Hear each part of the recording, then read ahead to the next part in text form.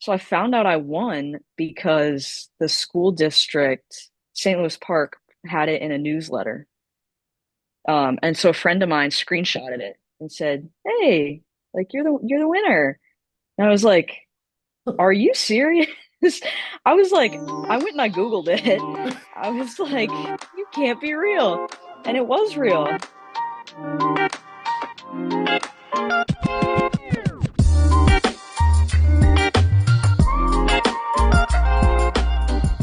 Hello, everyone. I'm Dr. Keno Cooper, Assistant Superintendent of St. Louis Park Schools, and welcome to another Park Pride podcast. I'm here with the St. Louis Park alumni, graduate of 2025, also one of 161 U.S. presidential scholars and a thespian. Please welcome Julia Lorenzen to the Park Pride podcast. Welcome. Hi, it's good to be here. Yes, thank you so much. So to kick this off, tell us a little bit about yourself. Where did you grow up and your family? Um, well, I was born in Minnesota.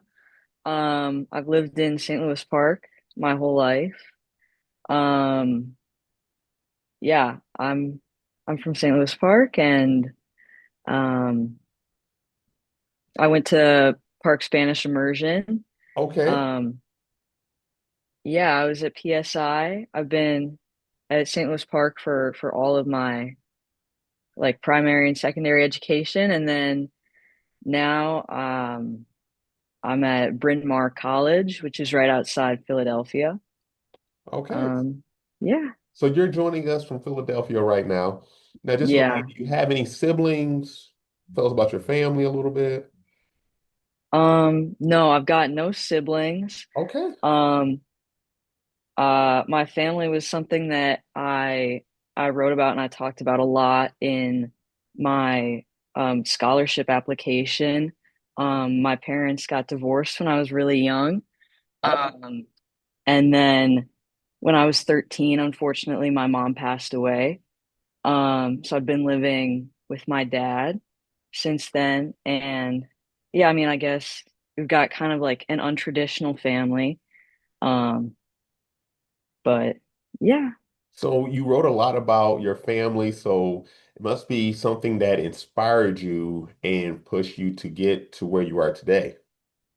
hmm Yeah, I would say so. I think um it just I was put in a situation that not a lot of people experience. I didn't know anyone else in my community that had, a single parent. Hmm. I felt, well, I mean that's not true, but a single dad for sure. Hmm. And um having experienced like the loss of a parent, that's not something that is a very like typical experience in like middle and high school. And so um I think it like pushed me in a lot of ways and is part of, why I am like who I am now. Yeah, it definitely sounds like it gave you strength and determination to push through. As I can empathize, I've lost both of my parents as well, and it's something Mhm. that is a motivation and something that pushes you along the way. So let's start from the beginning here. So you start Mhm. off here in St. Louis Park Public Schools. You've been here your whole life. You started at Mhm. PSI. Who was your principal? Do you remember your principal and some teachers that you remember during that time? Yeah, I mean the principal, Senor Maslowski, I think he's still there. Yes, he is. Um, yeah, and yeah, I think I remember, I mean most of my teachers. I loved it. I had Senorita Joyner for kindergarten, and she and I actually went to the same hairstylist, which was really funny. And yeah, I mean, a number of the teachers I had for graduation, we got to go back and walk our elementary schools, and so it was really great. I got to go back to PSI. It's in a new building, and I was able to see some of the teachers. A lot of them weren't there, but yeah. Now, were you at Park Spanish Immersion in the current building it's in now? No. Okay, so t tell a little bit about where was it at before us, so everyone knows. Yeah, it was at the Central Community Center. So that's still how I remember it. It's funny to me that it's in a new building now. Yeah, and so it's currently in the building I'm sitting in right now, and Hmm. this huge building that if you go to PSI now, Park Spanish Immersion, it used to be Cedar Manor, another school, and that plaque is still up there. So it's been a few changes throughout the history of St. Louis Park schools. So so Principal Maslowski, who was still there, you remember him, and what Hmm. was a moment in your elementary experience that sticks out to you? Um, oh boy. Um, I mean, I remember they used to give out these prizes called Españolísimos, which was they would have, teachers and admin listening in the hallways throughout the day for people that were speaking Spanish intentionally and like outside of class speaking Spanish with their peers.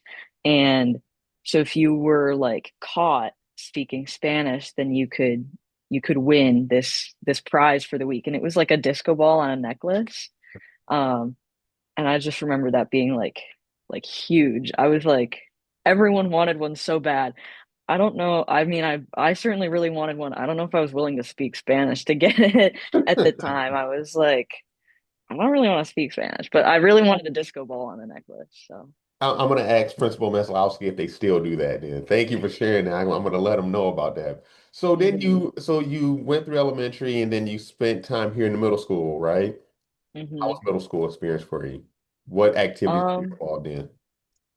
Yeah, I mean, my middle school experience was definitely like marked by COVID. That started like seventh grade was when we had to like go online. Um, so it's kind of in a way like there's not much to say about my middle school experience just because so much of it was like online and virtual and hybrid and strange. But yeah, I mean, in middle school, that's when I started getting really like more involved in band. Um, and like music. Um, I think I did like one theater show, Hmm. and then I was playing tennis for the school. Um, yeah, tennis and soccer. I was just kind of doing a lot of things. So, So tell me about your acting. How did that make you feel more involved in the community? And you did some things in acting that's pretty amazing. Talk about your time doing acting in theater. yeah, I acted for I think like one show in middle school, and I definitely had a good time. Like I liked the people and I liked the environment, but I'll be honest, I was like, that's enough. Like I did one show through like the theater program, and then I did one semester of musical theater choir, and I was like, all right, like I've done my time there with acting. And once I got to the high school, that's when I started doing like technical work. I actually didn't join theater right away, which is kind of funny. But yeah, starting like the spring show of my freshman year, I started working on lights for the theater. And I was doing lights and I was helping build the set and the props. And then by my junior year, I was the like co-head of set and props, so like building and Hmm. designing and painting sets and stuff like that. And then, yeah, my senior year, I was really lucky to get elected Thespian Society co-president. Um, yeah, and then I just got to be involved in like the theater community even more. And so, you know, I think of this, a lot of connections that you're talking about makes me think about my son. My son in middle school, same experience, the pandemic, and really getting into theater. And from my experience looking at it, the type of production that goes on and the amount of work that takes place when it comes to putting on performance is incredible. Um, who were like your teachers during that time, your in that group, in your theater group that you just want to shout out and just mention like how impactful it was for you and really seemed like it made you really feel included in the St. Louis Park community. Yeah, theater was one of the like big communities that I was involved in, and obviously the whole like tech crew, like we come into the theater like 6 to 8:30, like we're there like at night. It's a very like community, like I don't know, like being in the school later at night is kind of like its own different feeling. And our technical director, Don Romaine, I mean he was amazing. um I think he's not there anymore. I think they got a new tech director, but Don, I mean, shout out Don. He Right. was tech director for like forever and ever. Um, yeah. So what was the best show you remember working on that was just like you remember to this day was just so cool and fun? Um, I mean, I think last year the whole set of shows that we did was really amazing. I'm definitely really proud of last year's fall musical, The Wizard of Oz. That was really exciting. It was so fun to like build the sets for that, and like um it was just such a technical show. So to have a hand in like the technical elements was really exciting. But then I also was in the pit orchestra. So for the show itself, I was in the pit playing drums.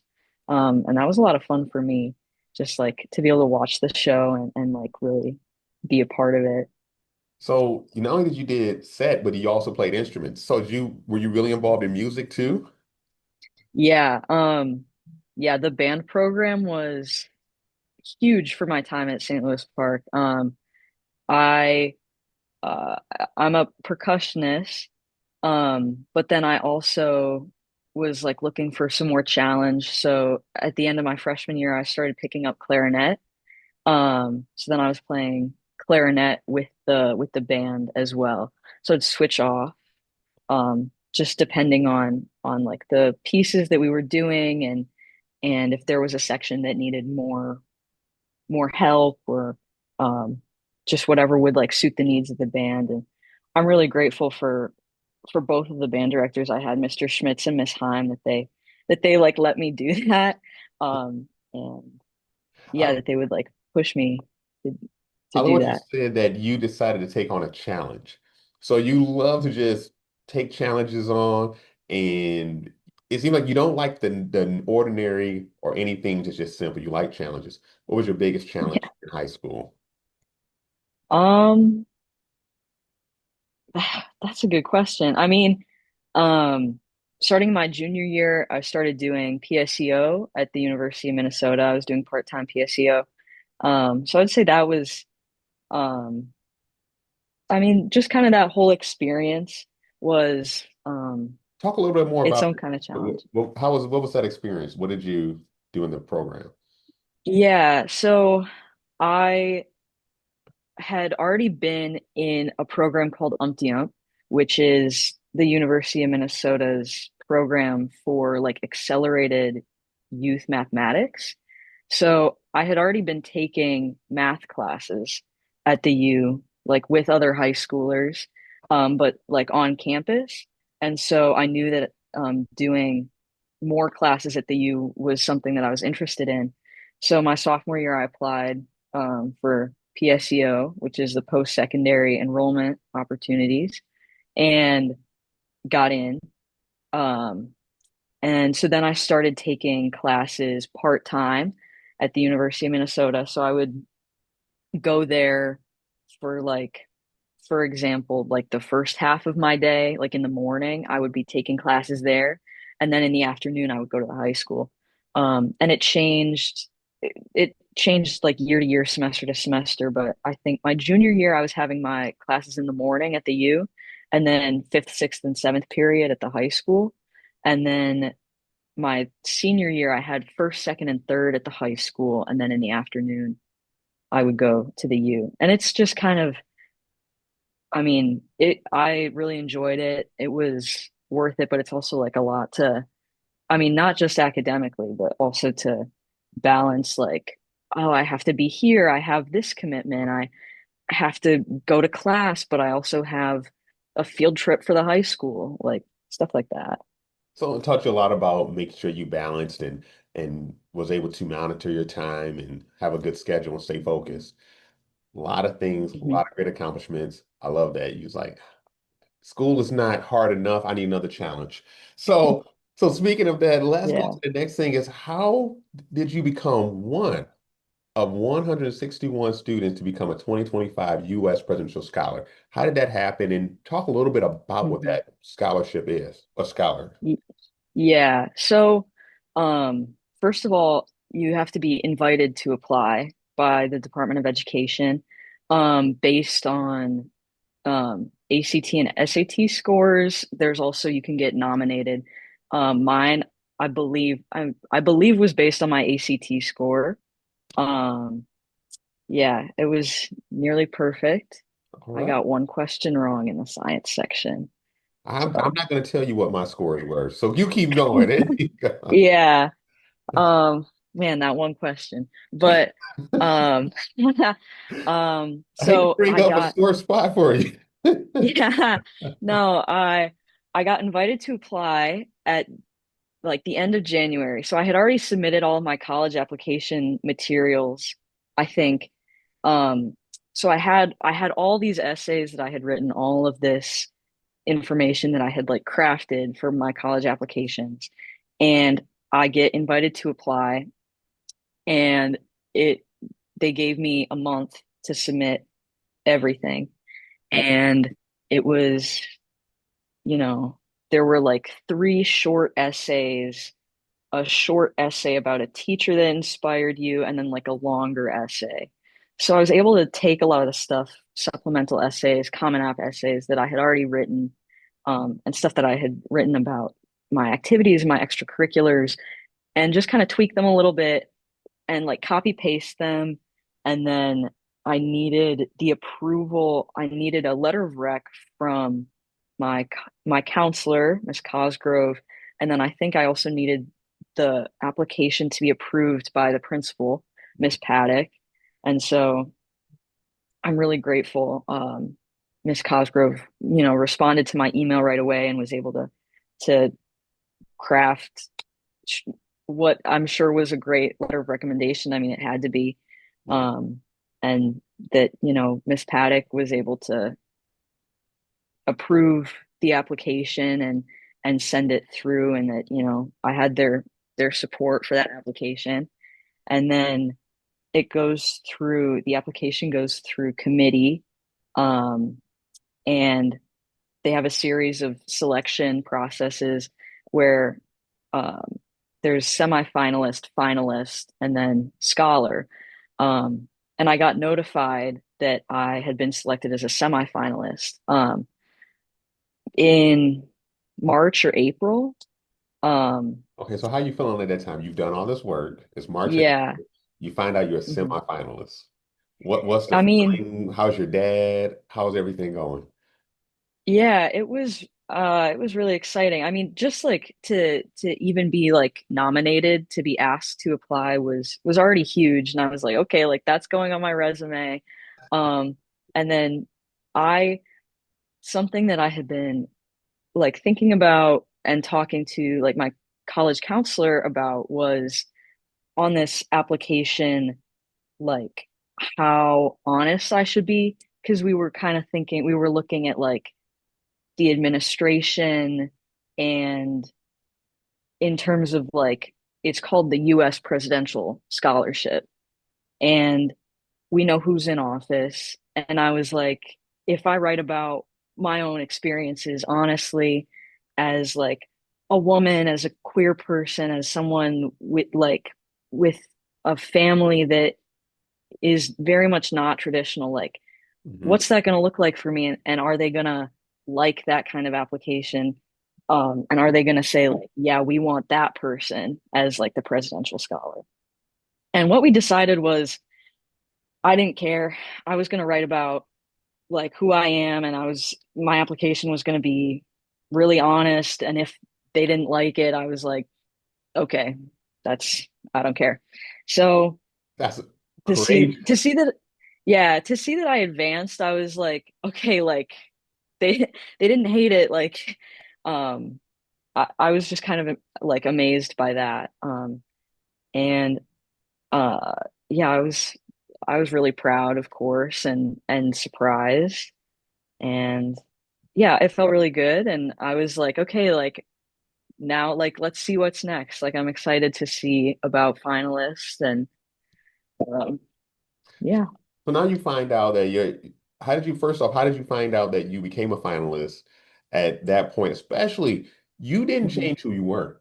If that's anything we could Hmm. tell our St. Louis Park community and who we are, is that you can show up and be your full, authentic self. And you carried that on when you did this application. Say, I'm going to be me. So what was that feeling Hmm. like when you found out you're going to be a finalist all the way to the time that you won? What was going through your mind?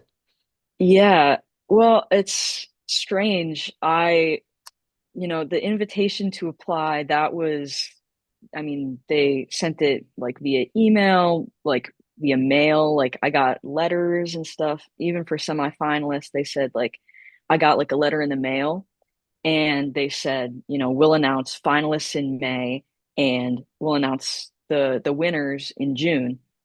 Well, May passes and I'm not hearing anything. And then like I graduate, I haven't heard anything.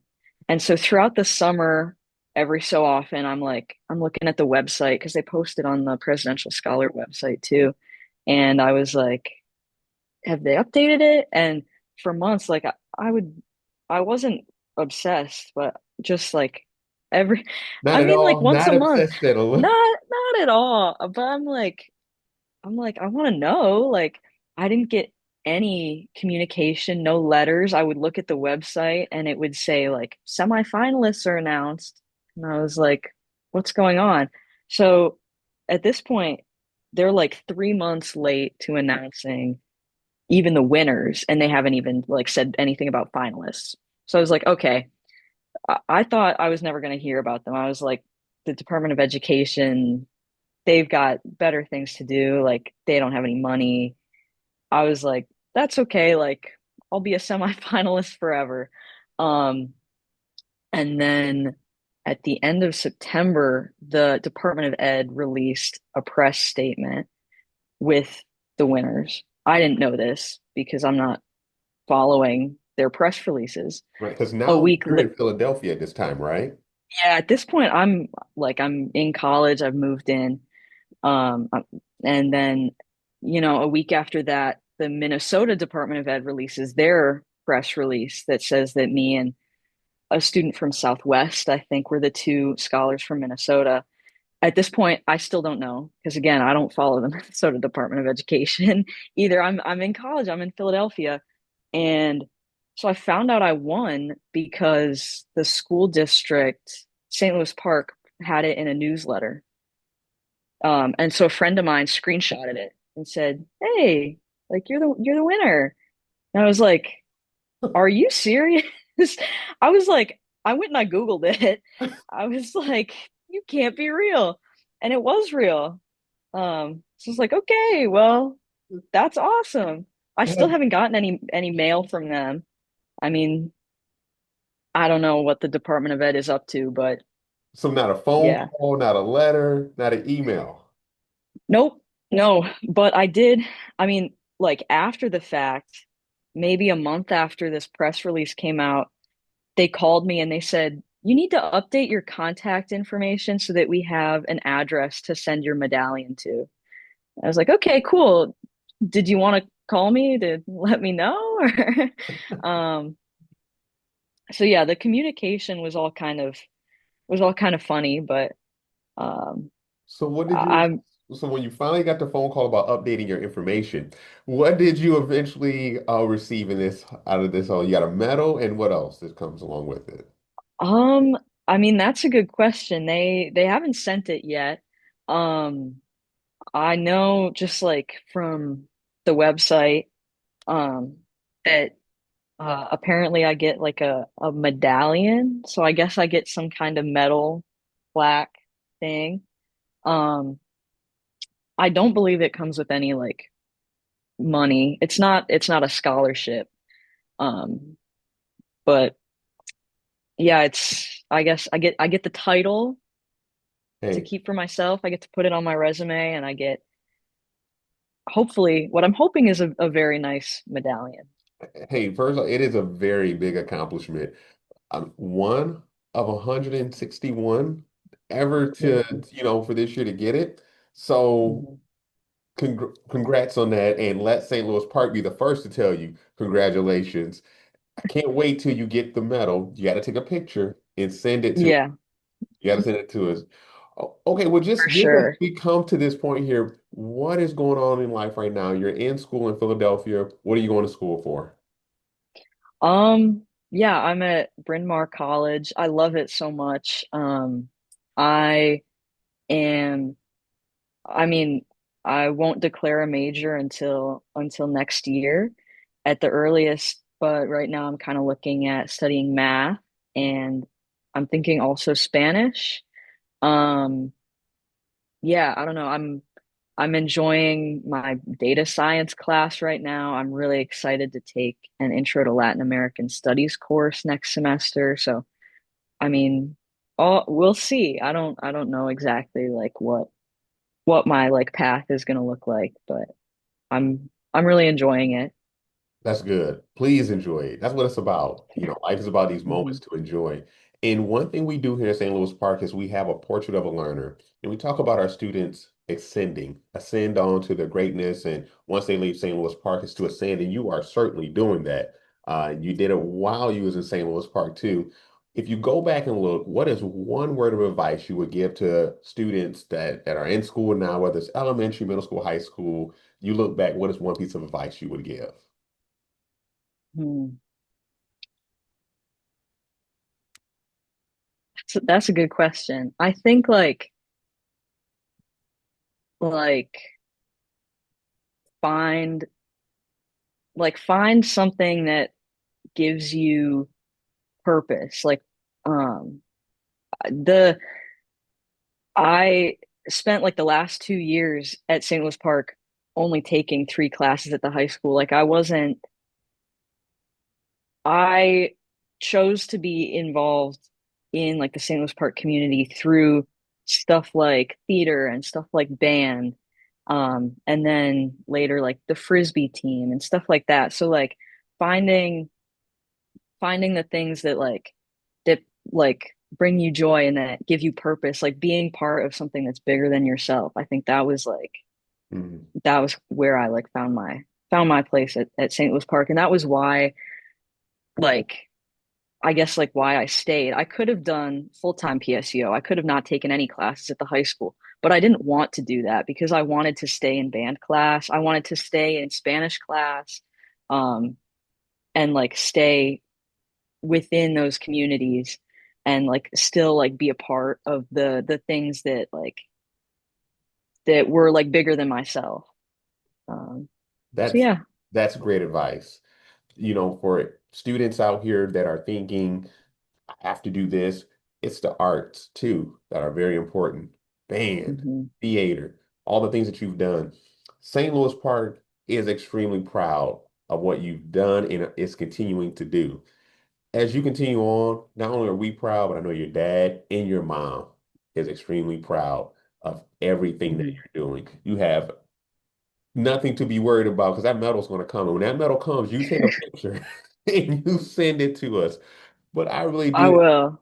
I really do appreciate this time and a chance to get to know you, Julia. And I look Hmm. forward to seeing you when you come back here to the community. You stop by your old elementary school right here in this building, and I'm going to talk to Principal Yeah. Meslowski to get you that disco ball. All right. All right. All right. Well, thank you so Nice. much. And thank you for joining this episode of the Park Pride Podcast. It's been a pleasure.